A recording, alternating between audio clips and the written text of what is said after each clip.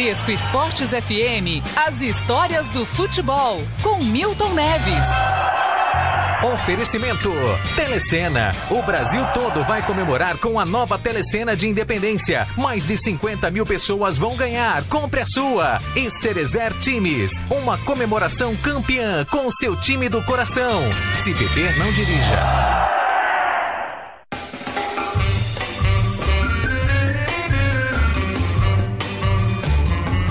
Olá, meus amigos da Rádio Bradesco Esportes FM, mais uma vez um abraço aqui do Milton Neves, o contador de histórias. Vamos a mais histórias para vocês hoje, um programa hoje especialíssimo, sempre para a Telecena, compre a sua Telecena e mude de vida, rapaz, é isso aí, quem não arrisca não petisca, diz o filósofo Mauro Betting. E conosco também Sidra Cerezer Times, ajudando os clubes de futebol do Brasil. Tem do Santos, da Portuguesa, Corinthians, São Paulo e Palmeiras, Flamengo, Fluminense, Botafogo, Vasco, Atlético Mineiro, Cruzeiro, temos do Paraná Clube, do Curitiba, do Atlético Paranaense, do Bahia, do Vitória. Lá em Belém tem também do Remo, tem também da equipe do Paysandu, o Papão da Curuzu. Mas, meus amigos, nosso programa de hoje é dedicado a Flávio Araújo. Flávio de Araújo, que dividiu com Fiore Gilhote por anos aqui a titularidade do scratch do rádio da Bandeirantes do Morumbi. Ele, Flávio Araújo, vivendo hoje aposentado em Águas de Santa Bárbara, completou 80 anos no mês de julho de 2014. Vamos relembrar alguns momentos marcantes de Flávio Araújo ao microfone do Grupo Bandeirantes, um trabalho de Milton Parron no Sedom. Vai haver, eu estou esperando o Flávio porque o Raimondinho já está pronto, ele entra no lugar do Ocelino que não foi feliz no dia do seu aniversário. Atenção, fecha o Santos, Pelé derrubado, pênalti! Penalidade de Pelé, carregava no lançamento que vinha da intermediária. Pelas costas ele foi trancado visivelmente. Aponta Manuel Amaro. Penalidade máxima para o Santos bater. Está aí, senhores, a oportunidade para finalmente Pelé completar o seu 10º gol, Zé Paulo. Clodoaldo fez um lançamento primoroso. Pelé se enfiou bem pela defensiva do Vasco da Gama. René, mais uma vez, largou o pé em Pelé e fez com que ele fosse para o chão, dentro da área, num pênalti contestado pelos jogadores do Vasco da Gama, à vista das 65 mil pessoas que pagaram ingresso no Maracanã. O público em coro pedindo Pelé, mas ele mesmo já declarou que não ia querer marcar o 10º de pênalti. Olha aí o técnico Antônio, como lhe parece, Antônio? Não, foi pênalti. Se ele não faz o pênalti, o Pelé é absoluto. O Andrade já tinha saído, o Pelé é absoluto. Acho que foi penal. Tá muito bem, Antônio. A bola vai ser colocada na marca de penalidade máxima. Continuam discutindo os jogadores do Vasco da Gama, mas não há razão. São os ânimos exacerbados, mas houve a penalidade máxima indiscutível. Pelé fica lá pela área, é ele mesmo quem vai se colocar para correr. O público pede, Pelé, Pelé.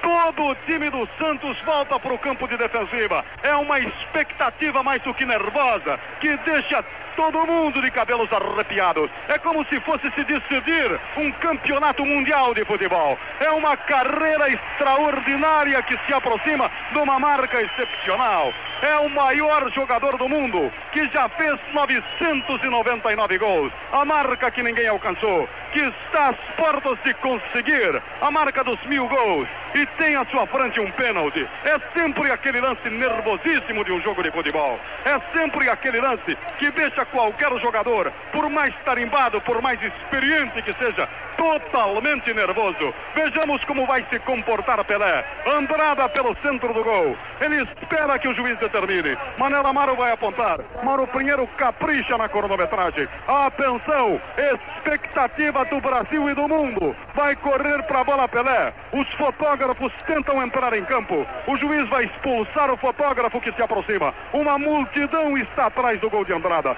Pelé está de costas para o gol. Fala qualquer coisa com os companheiros. Atenção, correu para a bola Pelé. Parou, atirou. Pro gol!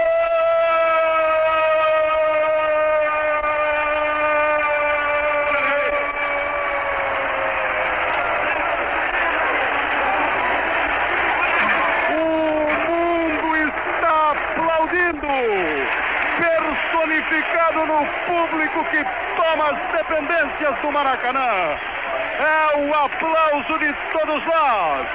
Pelé, o rei do futebol, marca o seu 1000º 10º gol. A trajetória mais espetacular na carreira de um craque. Só poderia ser ele, o grande, o rei, que é carregado pelo público que invade o campo neste momento, Zé Paulo de Andrade. Flávio Araújo, nós sentimos orgulho de sermos contemporâneos do maior jogador de futebol de todos os tempos. Pô, mas esse áudio nem precisava ser apresentado, não é mesmo? O 10º gol de Pelé, dia 19 de novembro de 69 no Maracanã, pela chamada Taça de Prata. Além do Flávio Araújo, também estavam na transmissão o Roberto Silva e o José Paulo de Andrade, o canhão do rádio. O Roberto Silva, que nasceu com o nome de Gonçalo lá em Poços de Caldas, morreu em Mauá. É um momento de grande expectativa no Campeonato Mundial de Automobilismo em Interlagos, em São Paulo. Brasil projetado aos olhos do mundo, não apenas pelo seu piloto excepcional, mas também pela organização, pela presença do seu público. Na curva do sol está Emerson Fittipaldi. Vai fazer a passagem Emerson Fittipaldi. Na curva do sol vai aparecer aos nossos olhos, quase chegando à curva do Sargento, o grande campeão mundial de automobilismo, o brasileiro Emerson Fittipaldi. Ainda não surgiu Emerson, faz a sua passagem agora, excepcionalmente bem, passando neste momento pela curva do S, Emerson Fittipaldi. Lá vai Emerson, vai completar neste momento, chegando até o Bico de Pato, vai surgir Emerson, vai fazer agora a passagem pelo mergulho Emerson. Subiu Emerson, já vai fazendo a passagem. Foi agora Emerson Fittipaldi para o mergulho, com um rendimento espetacular, do primeiro ao fim da competição. Emerson Fittipaldi, campeão mundial de automobilismo, mantendo grande rendimento na sua máquina, vai vencer o campeonato brasileiro de automobilismo. O Brasil representado pelo seu grande campeão. Emerson é o primeiro, Jack Stewart mantendo a segunda posição. Atenção, Brasil de norte a sul, os foguetes estão estocando, com o braço levantado, passou Emerson Fittipaldi, ganhando a competição, terminando a prova. Emerson outra vez seu Brasil na cabeça, outra vez o Brasil está vibrando, outra vez o nosso representante do automobilismo consegue um triunfo excepcional, com uma corrida verdadeiramente de marca, com uma corrida de campeão, no princípio ao fim, num galope extraordinário, escoteiro, sem ser molestado por ninguém, conseguindo o rendimento máximo de sua máquina, não deixando que ninguém colocasse a sua posição de liderança em perigo e em qualquer momento. Gente, isso é raridade, viu? Flávio Araújo, que narrava boxe, narrava futebol, narrava tudo e narrou Fórmula 1 Interlagos também, o Grande Prêmio do Brasil de 73, vitória de Emerson Fittipaldi, que também se sagra campeão mundial da categoria. Mas agora vamos voltar ao futebol, o ano é de 64. À nossa direita, a equipe do Palmeiras, Valdir, gol de entrada no estádio da Ferroviária, gol da concha acústica no estádio municipal de Pacaembu. À nossa esquerda, gol de fundo no estádio da Ferroviária, estará o guarda-valas Toninho da equipe local. Seria o gol de entrada no estádio municipal de Pacaembu, em São Paulo. A Ferroviária escolheu o campo, o Palmeiras é o dono da bola, pelo menos para o pontapé inicial. Valucci olha ainda o campo de defesa do Palmeiras, Gildo estava colocado no campo de ataque. Ele olhou, mandou que Gildo voltasse e vai autorizar o pontapé inicial de uma partida perigosíssima para o Palmeiras, que tem 4 pontos perdidos no campeonato e não pode perder com o campeonato apenas iniciado. Vai ordenar Valucci o pontapé inicial na partida de Araraquara. Palmeiras perfilado. Servílio, o comandante de ataque, tem a bola aos pés, Vavá à sua direita, Ademir da Guia ao lado. O árbitro retarda ainda o início da competição, falando qualquer coisa com Ademir da Guia. Vai se movimentar em seguida para o centro de campo. Positivamente, Valucci não quer arredondar o cronômetro, espera que dê a hora exata para autorizar o pontapé inicial. Agora sim, sai o Palmeiras com movimentação de Servílio a Vavá. Vavá recuou pelo campo de defesa, Zequinha. Zequinha faz levantamento, aprofundando, busca a linha de grande área, subiu para o corte de cabeça, Brandão. Tocou para o campo intermediário, recolhe Rubens Salles para a equipe da Ferroviária. Faz passe curto, buscou Capitão. Capitão pelo setor de esquerda, Geraldo recolheu na defesa, deu no campo de ataque, procura Rezende. É derrubado com falta praticada por Zequinha. Marca o juiz a falta já no campo de ataque da Ferroviária. Falta cobrada por Geraldo, Geraldo fazendo movimentação a Capitão. Vai carregando, busca o campo intermediário do Palmeiras, para a bola, vai visar a linha de grande área, parou, fintou Zequinha, fugiu pela esquerda com perigo, rolou na ponta canhota chamando o Rezende. Dominou o Rezende, trouxe a bola para o pé canhoto, executa o cruzamento, de cabeça devolve Zequinha.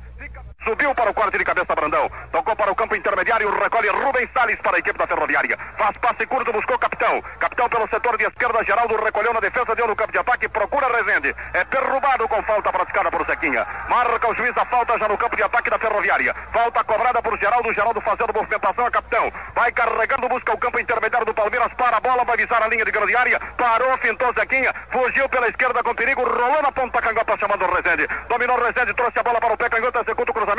De cabeça devolve Zequinha. Ouvimos aí os primeiros movimentos de Ferroviária e Palmeiras no dia 8 de maio de 64. Eu quero o logotom do Scratch do rádio de fundo.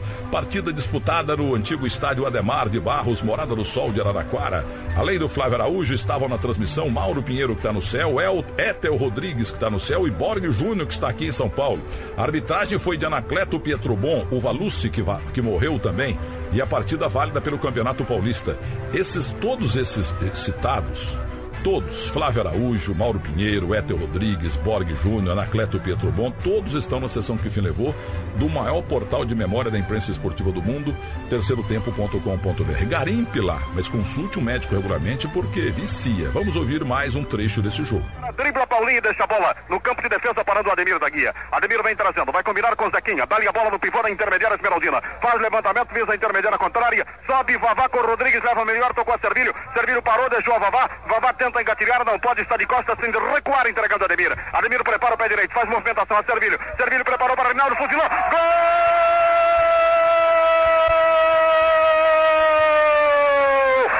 Aberta a contagem em Araraquara, numa jogada rápida, fulminante e esplendidamente trabalhada pelo ataque do Palmeiras. Na combinação, Vavá, Servilho, este parou e devolveu.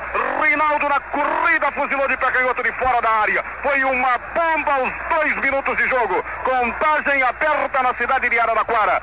Reinaldo para a equipe do Palmeiras. Jogada espetacular. Servilho, Vavá, Servilho recuando a pelada Reinaldo, que acertou violento sem pulo para vencer Toninho pela primeira vez.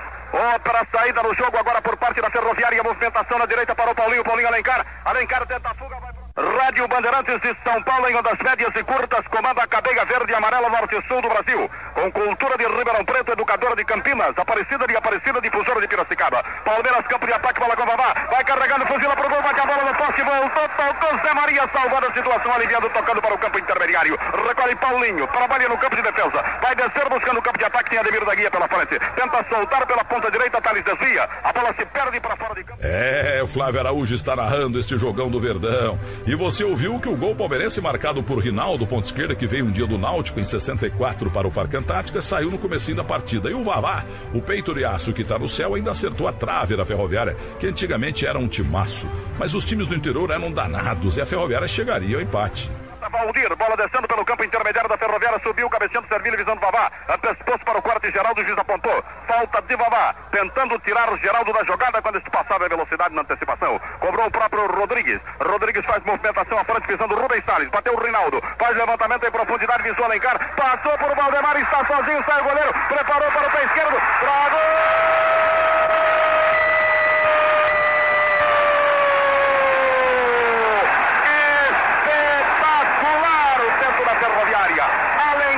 Fugindo pelo setor de direita. Quando o Valdemar veio todo sobre ele, numa finta de corpo com um leve toque, ele pintou pela esquerda. Esperou a saída de Valdir. O goleiro ainda no lance temerário jogou-se a seus pés, mas ele de pé canhoto antes da chegada de Valdir. Tocou para as malhas do Palmeiras, marcando aos 15 minutos do primeiro período o gol de empate na partida de Araraquara. Um para o Palmeiras, um para a Ferroviária. Fica Valdir estendido no terreno. Ele foi atingido por Alencar, Epel. O chamado golaço, minha gente, acabamos de assistir alguns instantes atrás no estádio da Ferroviária. Alencar apanhou a bola, deu uma finta seca no Valdemar, que ficou parado falando sozinho. Se meteu pela área, Valdir veio e tentou a cobertura. Ele deu um tapa na bola pro canto esquerdo e ainda, com o goleiro se atirando em bola prensada, ele fuzilou de pé esquerdo. Um golaço, jogador de muita categoria para fazer esse tempo. Carlos de Alencar empatando a contenda. Apenas na prensada de bola, Valdir sentiu o pulso esquerdo, mas já está bem. Está empatada a partida no estádio da Ponte Luminosa de Araraquara. Alencar para a Ferroviária, Rinaldo marcar anteriormente para o Palmeiras.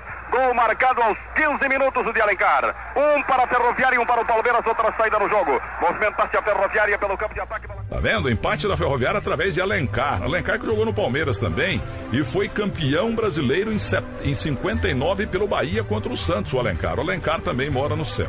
Isso com 15 minutos de jogo apenas. Essa partida acabou assim, 1-1 na Morada do Sol. Mas eu tenho o gol narrado pelo Flávio para mostrar para vocês. Vai lá, Flávio Araújo. Dominou, entrou de sola, o juiz deixou prosseguir. Roberto domina pela esquerda, aprofundou o passe para Edu. Edu vai sobre o zagueiro Carlos Roberto. Este vai tentar a finta, Zé Carlos na cobertura. Edu jogou, carregou, vai na linha de fundo. Cruzou, subiu, Pelé de cabeça.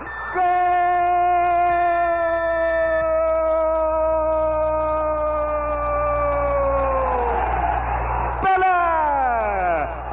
Veio de Edu na ponta esquerda, foi lá em cima, Pelé tocou de testa, botando a deusa branca para fazer chuá nas redes são paulinas. Pelé, o 10 está brilhando na camisa dele, Ávila. Quando o Edu escapou, vencendo o Carlos Roberto pela ponta esquerda, já se gritou aqui atrás, é gol do Criolo, porque o Paranhos era insuficiente para subir com ele, e foi insuficiente, subiu menos do que o Pelé. Valdir Pérez foi para a direita, à frente, para fazer cobertura no canto direito. Como sempre nessa jogada ensaiada, o Edu ergueu jogando a bola no segundo poste, atrás de onde estava o goleiro, para a entrada de Pelé e a testada fulminante e inapelável. Pelé tira o 0 do placar no Morumbi. 1 para o Santos, 0 para o São Paulo. Tempo do gol, Loureiro. 10 minutos. Esse gol do Pelé foi em 73, no dia 16 de dezembro, no clássico contra o São Paulo. Repare que nesta época o Flávio já havia adotado o slogan que o tornou bem popular: botando a deusa branca para fazer chuá nas redes do São Paulo. E o 10 está brilhando na camisa dele. E agora vamos ouvir o Flávio Araújo narrando um gol da seleção brasileira. 1-0, ganha a Itália. Parte o Brasil, bola com Cerezo. Cerezo tocou na frente, passou a Roberto. Roberto recolheu pela meia direita. Fica no lance parado, olhando, define-se finalmente. Entregou na direita, Nelinho. Nelinho disparou.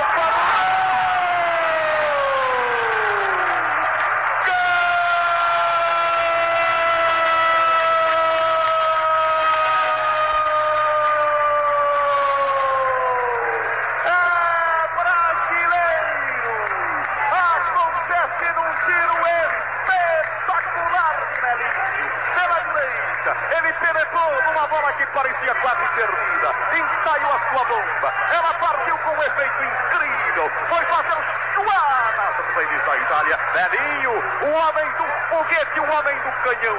Nelinho, o 13 está brilhando na camisa dele. Está empatada a partida. Nelinho, Brasil.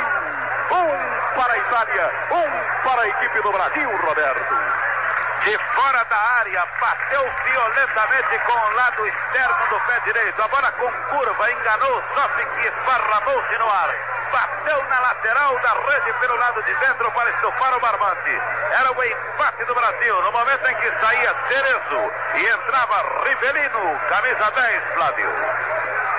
Gol marcado por Nelinho aos 19 minutos para a equipe brasileira. Já vamos para a marca dos 20. Vamos ver se aparece o grande futebol brasileiro em Buenos Aires. Aí gol de Nelinho para o Brasil em 78 contra a Itália. Decisão do terceiro lugar da Copa da Argentina. No detalhe do lance, a informação do Roberto Silva. Esse gol que ouvimos foi na decisão do terceiro lugar, repito, da Copa da Argentina, que o Brasil foi campeão moral. A Argentina ganhou roubado lá do Peru, né? O Brasil venceu por 2-1 e o Flávio Araújo também narrou o chamado Jogo do Falcão em 79 contra o Palmeiras. O meio-campista fez 2 gols para o Inter na vitória sobre o Verdão no Campeonato Brasileiro daquele ano. Encontrou-se Rosemiro com a bola, passou muito curto. Rosemiro segura a falha, ficou aberto o flanco na retaguarda palmeirense. A bola é solta na ponta canhota, Mário Sérgio domina. Na frente a Cláudio Mineiro, encheu o pé, passou, subiu o Polazzi, cabeceou na primeira, vai subir, Valdomiro afasta. Bola tocada pela direita, para o gol! Falcão outra vez! Gol!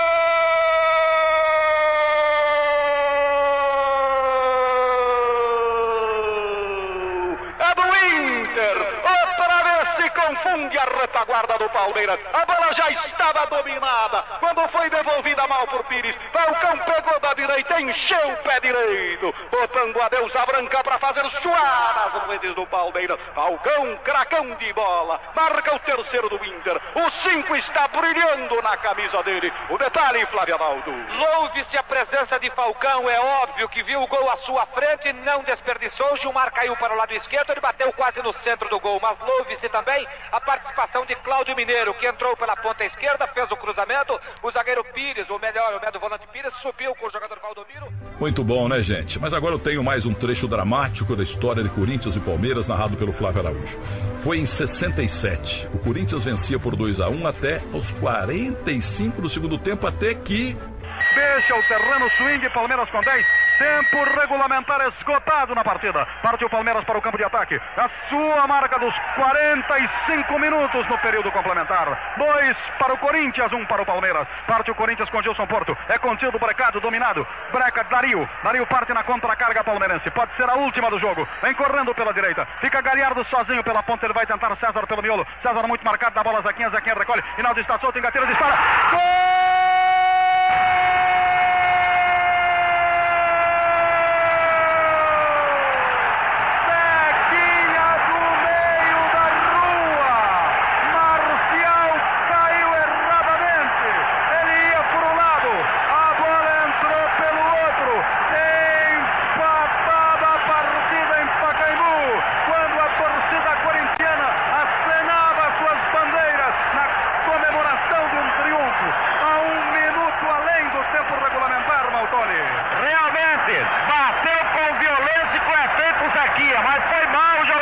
E acabou falhando no gol. É um resultado sensacional para um clássico cheio de emoções no Pacaembu. Já vamos para mais de 1 minuto. Daqui a pouquinho para 2 minutos além do tempo. 2 para o Palmeiras, 2 para o Corinthians. Corinthians esteve pertinho da vitória. Fez escapá-la nos instantes finais, nos últimos segundos. Termina a partida.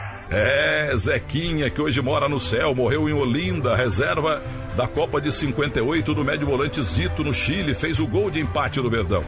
E repare que o jogo acabou logo na sequência, ou seja, o Corinthians estava com o resultado na mão, mas o Marcial, o goleiro Marcial, médico, que está hoje em Tupaciguara, interior de Minas, aposentado, falhou no lance. Bem, agora o nosso último trecho de narrações de Flávio Araújo. Santos e Milan de 63, um dos dias mais felizes de minha vida. Gol de Dalmo, cobrando pênalti contra Barluzzi ou Balzarini. Ouça. Atenção, ouvintes do Brasil. Correu Dalmo pra bola, bateu. Gol!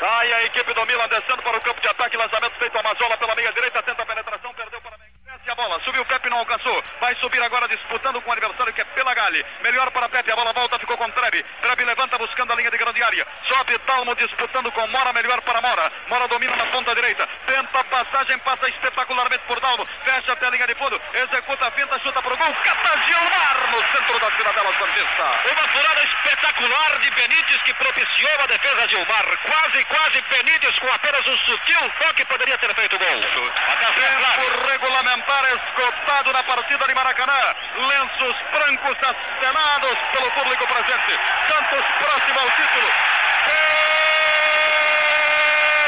Termina a partida no Maracanã. Santos Futebol Clube. Brasil Esportivo. Bicampeão mundial Interclubes. É a satisfação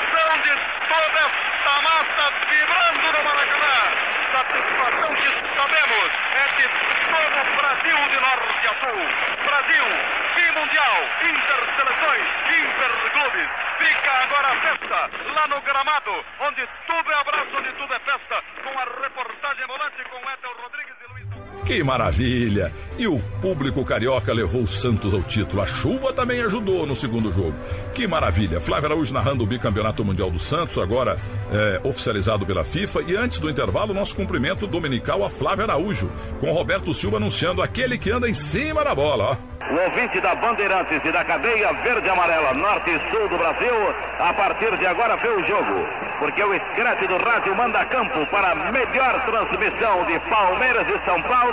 Aquele que anda em cima da bola é Flávio Araújo. Roberto Silva movimentou a máquina de fazer reportagem do escrete do rádio. Palmeiras e São Paulo vão escrever mais uma página de ouro na história brilhante do futebol do Brasil. José Favini Neto levanta os braços, comanda o espetáculo e autoriza o pontapé de início.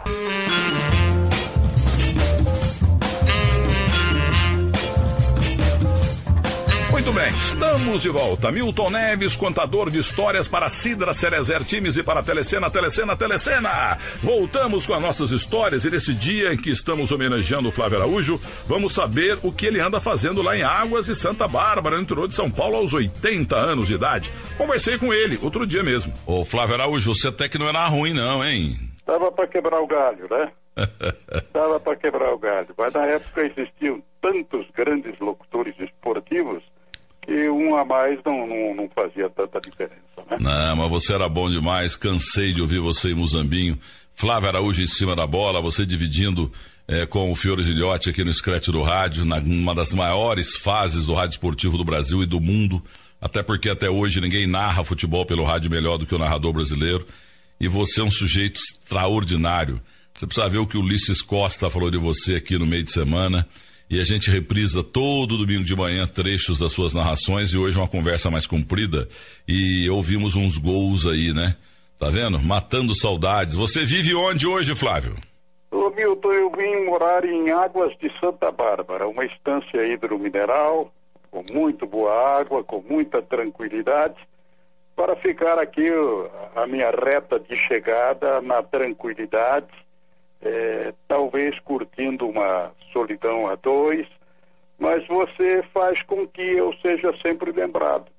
E como você repete tanto aí essas transmissões dos velhos tempos, é comum que eu receba muitos telefonemas, que eu tenha muita gente que ainda recorde do tempo em que eu narrava futebol. Tempo, Milton, que eu faço questão de repetir sempre, o locutor esportivo era um jornalista. O locutor esportivo era uma pessoa ligada à qualidade do espetáculo que ele transmitia. Se o espetáculo era bom, ele dava uma nota boa e a transmissão saía boa. Mas se o espetáculo era ruim, ele o criticava na medida da necessidade que o jornalista tem que fazer. Porque você sabe que já o Milor Fernandes dizia que jornalista é oposição, o resto é armazém de secos e molhados. Então nós realmente falávamos a verdade. Essa história de andar em cima da bola era verdadeira. Nós não éramos animadores de auditório como os grandes locutores esportivos de hoje. Claro que existem as exceções, costumam ser.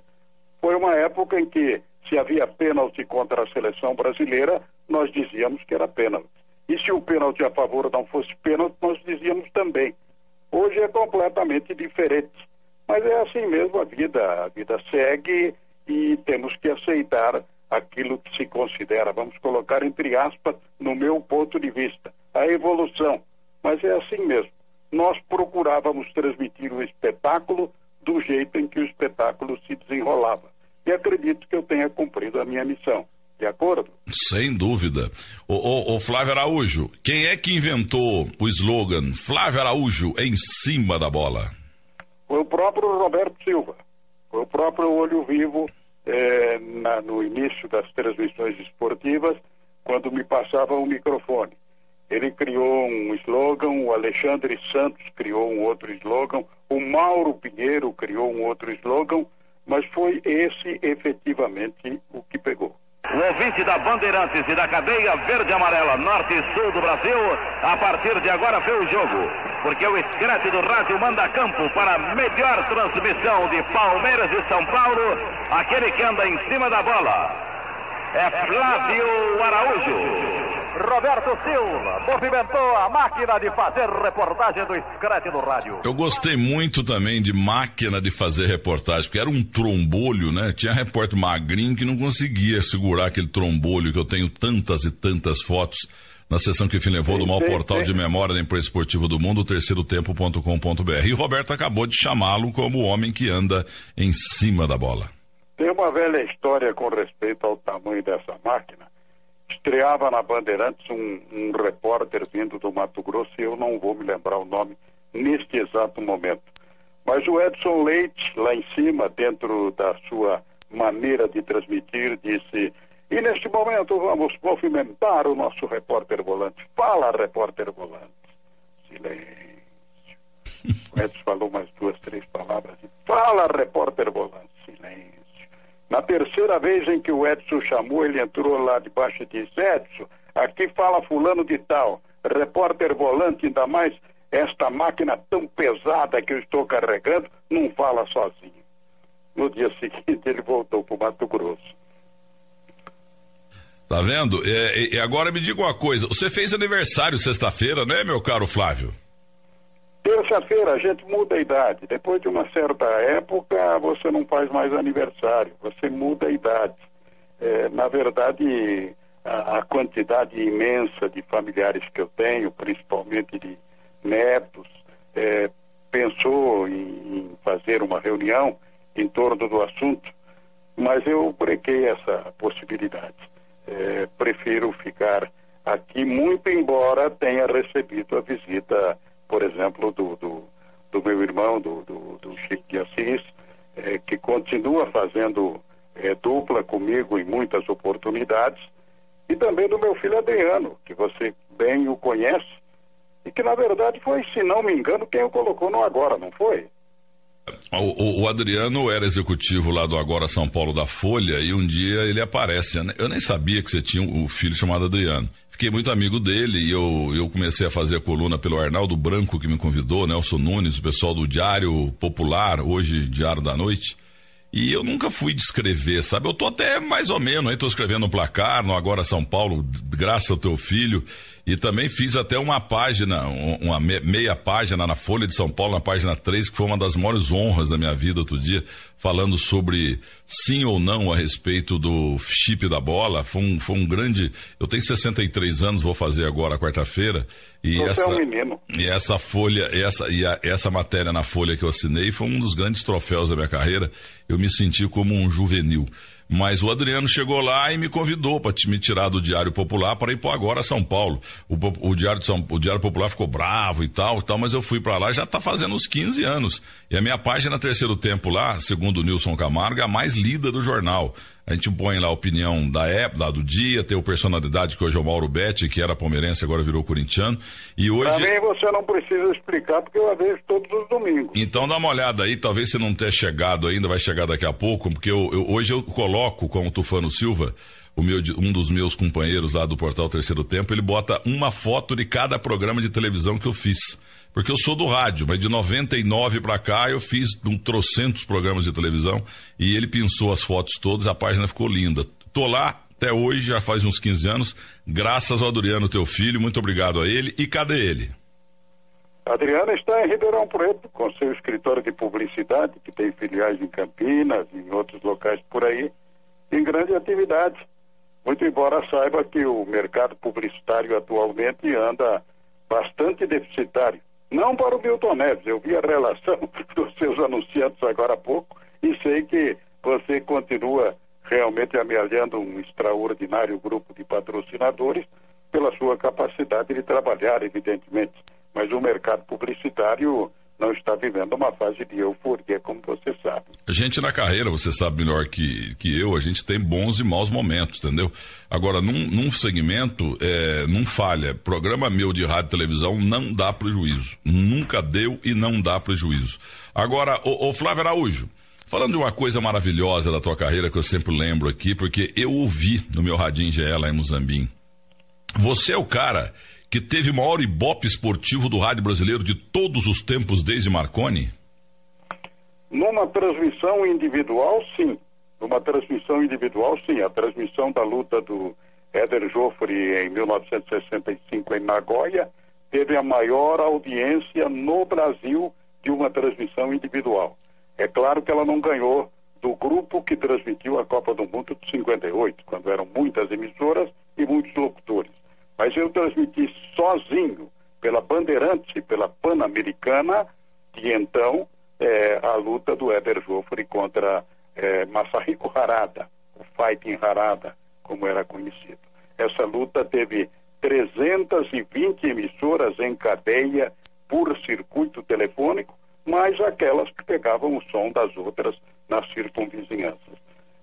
Na verdade, nunca se fez um ibope a respeito, mesmo qualquer sistema que possa aferir esse aspecto jamais se colocou a campo, mas foi a maior audiência individual do rádio brasileiro, lembrada por muitos. Ô Flávio, quem sou eu para contradizê-lo? Porque eu tinha 13 para 14 anos lá em Muzambinho, eu ouvi essa luta, foi logo cedinho no nosso horário, 5, 6 da manhã, e você transmitiu sozinho, sem comentarista, e a única rádio que fez foi exatamente você empunhando o microfone. Enquanto que em 58, aliás, o único narrador da Copa de 58 de rádio que está vivo é o Braga Júnior, que nasceu no Espírito Santo, ficou aqui em São Paulo muitos anos e hoje está morando, se não me engano, na Bahia, ele é advogado. Na Copa de 58 tivemos a Rádio Clube de Pernambuco, aquele Ivan grandão também, que já faleceu, que era narrador Ivan Lima, que era da equipe Tupi, tinha também lá na Bahia, transmitia Belo Horizonte e Porto Alegre, entendeu? Porto Alegre com a Guaíba, que era campeã de transmissões internacionais. Então, mas você, na luta do Harada com o Éder, e você falava que o Éder, você não era patriota, como a gente falou aí, né? Foi patriotismo fajuto aí. Você viu que roubaram o Éder lá. O Éder perdeu a primeira roubada e a segunda ele empatou, entendeu? Tanto é que o Harada não tinha nem 15, 20% do talento do Éder Joffre. Mas deixa isso pra lá. Eu entendo, até conversando com veteranos e tal, que a maior audiência esportiva do rádio todos os tempos foi a do Flávio Araújo na narração, exclusiva narração da luta do Harada com o Éder em 1965. Em 58, com Pedro Luiz, Edson Leite e Mário Moraes, a Bandeirantes teria também tido 90% da Copa da Suécia. Até hoje eu tenho no ouvido aqui, placar na Suécia! Era o Edson Leite. Então eu acho que essa do Harada ganhou, viu, o meu caro Flávio? Foi sem dúvida alguma a maior audiência individual. Isso eu tenho certeza. Tá, agora falando de coisa ruim, você me perdoe. Até porque a tua nora formou-se em odontologia com a minha esposa, na PUC de Campinas. Lenice e o Rafael, meu filho mais velho, que estão no avião indo para os Estados Unidos agora. Eu vou hoje à noite com outro filho. E o outro filho vai terça-feira. A gente é igual o pessoal da Hebraica, eu sou sócio da Hebraica. A gente não viaja no mesmo avião, entendeu? A gente divide sempre. Não pode. O pessoal, o judeu não viaja com a família inteira. Como diz o Rafael Horn da Esser, a hora é Esser, tem que dividir. Então a gente dividiu também. E ela, minha esposa, formou-se com a tua nora. Eu queria saber como é que ela está, quantos netos o teu filho deixou, porque o teu filho, infelizmente, naquele acidente aqui em Congonhas, veio a falecer quando saiu de São Paulo, não sei por qual companhia, acho que é TAM, indo para Brasília, né? Sim, foi isso que aconteceu. Ele ia para o Rio de Janeiro, ele ia fazer uma conferência no Hotel Glória. Flávio Araújo, filho, era um grande engenheiro de comunicações, tinha inclusive um escritório dentro da própria USP, onde desenvolvia o projeto de uma das partes do submarino atômico brasileiro. Naquele voo da TAM, negligência, sem dúvida alguma, ou se quisermos procurar uma palavra um pouquinho mais forte, criminosa a ação dessa companhia aérea, esse voo ficou 13 segundos depois de levantar voo. Mas ele continua vivo e muito vivo, viu? Ele continua tão vivo que sempre me manda mensagens no meu aniversário, e há um livro que se chama O Voo Não Terminou, psicografado pela minha mulher, Ivete Pinheiro de Araújo, que não é a mãe dele, mas que o recebeu aí em São Paulo, numa das visitas à casa da Rita de Cássia, de quem você está falando. E esse livro, O Voo Não Terminou, conta o que vive Flávio de Araújo Filho hoje nos planos espirituais, onde se elevou bastante e pode olhar por todos nós. Mas isso é uma questão de crença pessoal. Você perguntou da Rita de Cássia, ela mora em Florianópolis, tem 2 filhos, a Carolina, que é arquiteta e que mora em São Paulo, e que tem 2 filhos, que são meus netos, meus bisnetos, desculpe, e o Gabriel, que é engenheiro ambiental, mas que gosta muito de surfar e que atualmente está em Bali, na Indonésia, de onde telefonou-me no dia do meu aniversário. Flávio Araújo, que quando eu recebi o título de cidadão de Presidente Prudente, meu irmão foi lá também, o pastor Paulo, ele foi, o Paulo, e quando ele começou a falar lá, e foi até a banda da Polícia Militar, o prefeito, os jogadores veteranos do Corinthians e da Prudentina, eu fiquei emocionado lá, e quando o Paulo... Aquiles estava lá.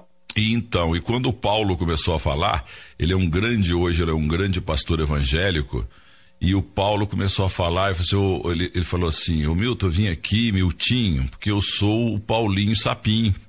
Hoje ele é o Paulo, o grande Paulo, muito respeitado lá na região do Presidente Prudente como pastor evangélico, e ele tem uma diferença a menos de uns 5, 6 anos, e ele me contou lá depois num jantar, naquele dia em Presidente Prudente, que você esteve lá também, ele falou assim, ô Mirtim, você sabia que você fez o primeiro e terceiro tempo da tua vida lá na Fonte Luminosa de Muzambique em 66? Eu falei, como assim? Não, o Brasil perdeu 3-1 para Portugal e você ficou fazendo um discurso xingando o Fiola, dizendo que o Fiola que convocou errado, porque a minha televisão era a Rádio Bandeirantes, a Rádio Tupi. Então eu queria que estivessem na seleção os jogadores dos quais eu tinha medo, mesmo torcendo pelo Santos. Entendeu? Então eu queria Valdir Joaquim de Moraes, Carlos Alberto Torres, Djalma Dias, Roberto Dias e Edson Cegonha, Dino, Ademir da Guia e Rivelino, Tostão, Pelé e Edu.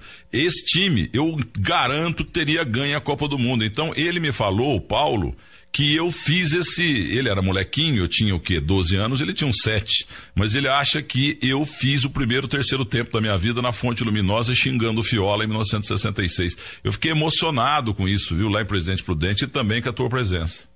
Muito embora o Fiola não merecesse os xingamentos, porque o último naquela seleção que mandava alguma coisa era o Fiola. Você sabe que enquanto o Dr. Paulo Machado de Carvalho puxou os cordéis, nós tivemos uma organização perfeita. Em 66, o Avelange, munido pela inveja, tentou retornar ao comando da seleção, tanto é que o Fiola convocou o Ditão do Corinthians e quem foi o Ditão do Flamengo. Então, era uma época completamente diferente e o Fiola foi o único paulista remanescente das conquistas de 58 e 62. Agora, Flávio Araújo, quero que você ouça mais um gol de um dos maiores narradores esportivos da história do rádio brasileiro. O Zé Silvério, ele tem 2 grandes referenciais, 2 grandes ídolos que ele fala. Haroldo Fernandes, da Rádio Tupi, que passou também pela Bandeirantes, e Flávio Araújo, que narrou também na Rádio Record, narrou na Gazeta, mas você... Na Record não, né? Foi na Gazeta que você transmitiu, né? Eu narrei na Bandeirantes e na Gazeta, e por um período muito curto da excursão da Seleção Brasileira de 1963, pela Rádio Excelsior de São Paulo, na companhia de Edson Leite e Geraldo José de Almeida. Excelsior, que hoje era a máquina do som, hoje é CBN, que aliás bolaram realmente um slogan muito bom lá, que é o Washington Oliveto que fez. 10h33, vamos ouvir aqui Flávio Araújo, um dos referenciais da vida de José Silvério. 1-0, ganha a Itália, parte o Brasil, bola com Cerezo tocou na frente, passou a Roberto recolheu pela meia direita, fica no lance parado, olhando, define-se finalmente, entregou na direita, Nelinho disparou,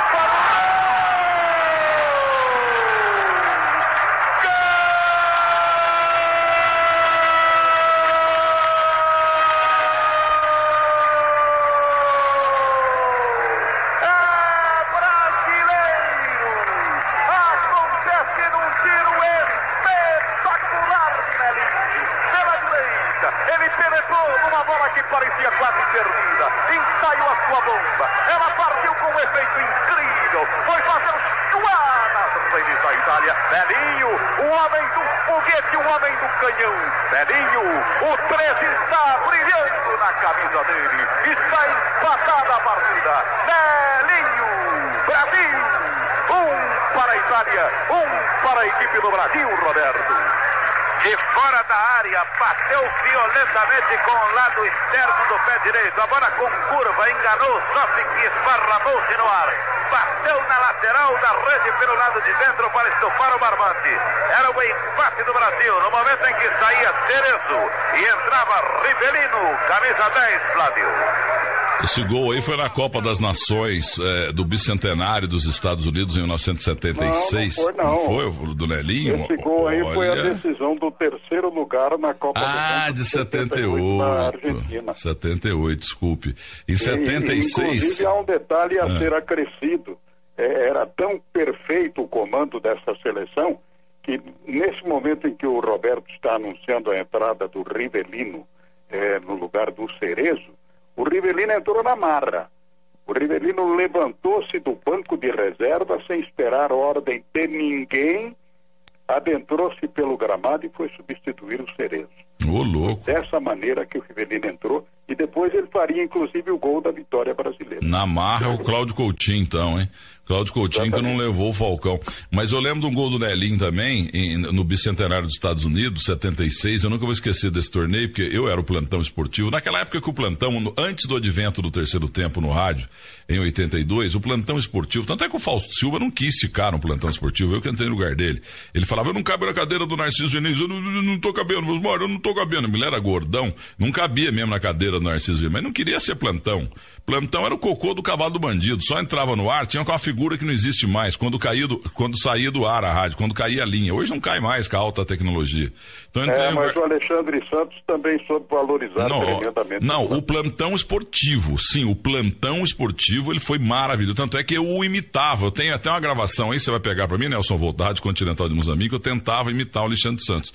Só que é o seguinte, o apresentador esportivo que participa do jogo, que passou a comandar programa esportivo a partir do estúdio, porque o plantão esportivo, ele sempre foi rápido e rasteiro, cirúrgico, gol no Maracanã, gol não sei aonde, aquele negócio todo.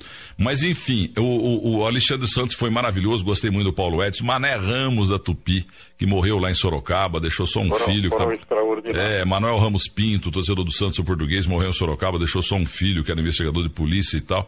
Mas eu nunca vou esquecer. Então, quando terminou a decisão do bicentenário de 76, o Osmar Santos passou para mim falando assim, Milton Neves, aqui dos Estados Unidos, um grande abraço para você, boa tarde, Brasil, e até o próximo bicentenário dos Estados Unidos. O Osmar falou pra mim, até o próximo bicentenário. Eu falei, tá bom, Osmar, daqui 200 anos nós vamos estar juntos de novo. Essa Copa dos Estados Unidos foi em 1976. Isso, o jogo foi anterior à Copa do Mundo da Argentina. E o Brandão levou o Givanildo até. E o Brasil ganhou da Itália de 4-1 foi. No jogo decisivo. Eu me lembro que eu vi esse jogo pela televisão na Itália, em Milão, cercado por italianos. Você citou um outro detalhe aí que merecia também ser relembrado. O Alexandre Santos era plantão, você falou que dava o recado rapidamente. Então, ao terminar as transmissões esportivas, o Pedro Luiz, comandando, dizia, Alexandre Santos, qual é a movimentação do Campeonato Paulista em matéria de público? E o Alexandre Santos entrava e dizia, até agora compareceram tantos mil, até E as rendas auferidas? Foram alcançados, E o Pedro Luiz desconfiou daquela história. Como é que ele sabe o jogo que acabou, a rodada que acabou, todo o público que compareceu? E preparou uma para o Alexandre. Fez todas as perguntas ao Alexandre em torno de público nos estádios, público nos jogos individuais, renda, etc. Ao terminar a relação das perguntas, o Pedro Luiz disse, Alexandre Santos, como eu errei aqui numas anotações, por favor, vamos repetir todos esses números. E começou de novo. E aí o Alexandre Santos se embananou todo, porque ele criava os números imediatamente da sua cabecinha ágil, ligeira, e colocava no ar. Enfim, era o rádio daquele tempo que fazia um furor tremendo. Viu, Flávio? O sonho e que nos dá muita saudade. Você que é elemento formado no rádio, tem este valor extraordinário na televisão. Eu sempre digo, por ter nascido no rádio, os grandes elementos da televisão na atualidade são aqueles que nasceram no rádio. Tá vendo que bom papo? Querido Flávio Araújo, e com ele nós encerramos hoje o Milton Neves, o contador de histórias para a Telecena. E para Sidra Cerezer Times, tem na Rede Atacadão, tem na Coop também, é isso aí. Um grande abraço e até amanhã. Eu sempre volto.